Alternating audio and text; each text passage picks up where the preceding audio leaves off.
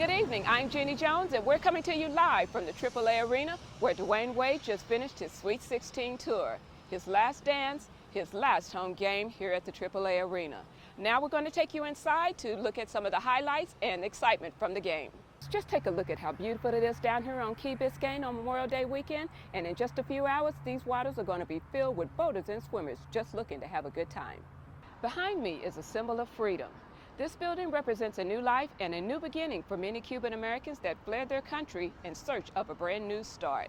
We're here in front of the Miami-Dade County Jail where an accused shooter suspected of fatally wounding one and critically injuring two others is expected to appear in bond court later this morning.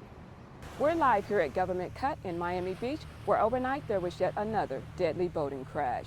Authorities are telling us two were found dead, one was rushed to Ryder Trauma Center, and dive crews are currently searching for a fourth possible victim. If you remember, this is the exact same spot where beloved Miami Marlins pitcher Jose Fernandez died almost 3 years ago. Here at Classy Girl Beauty Supply, a confrontation between a customer and an employee was anything but classy, and the whole thing was caught on camera. Guys, just listen to that great music in the background. You know where we are. We're down here at Ultra Music Festival, where fans have come from all around the world just to have a good time. Thousands descending early onto Virginia Key for 3 days of thumping bass, arriving from places all over the world. What road? But it also caused ultra chaos on the Rickenbacker Causeway overnight. The first night of the 3-day-long music fest not ending on a happy note, as thousands were forced to walk miles back to downtown Miami after what they say was a shortage of shuttle buses. Dozens of videos posted to social media showing large crowds taking over the causeway, capturing one bus that appeared to have broken down. These traffic troubles coming after the iconic music fest was given the boot by Miami City Council and forced to move from its longtime home of Bayfront Park to a new location on Virginia Key. We live a nice, quiet life here, and we would like to keep it that way. The park and ride shuttles were supposed to cut down on traffic. Instead, they seem to create more of it. I come here and then I'm in traffic 1 hour, I have to go back. The suspect in this case, Johnny Morris, just 20 years old, was booked here into Miami-Dade jail last night. He's accused of mowing down that Miramar police officer. Hey! This intense body cam video capturing the moment a Miramar police officer says he was run down by a reckless driver.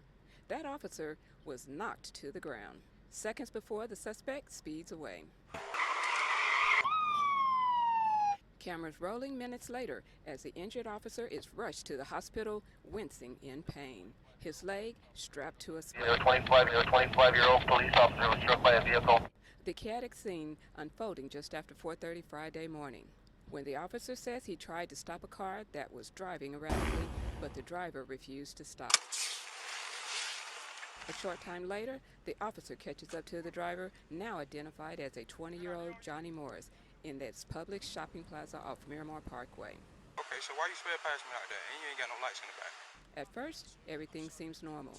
I just told you what you did wrong. Alright, just hang out. We're gonna figure it out together. Moments later, Morris makes a run for it. Hey!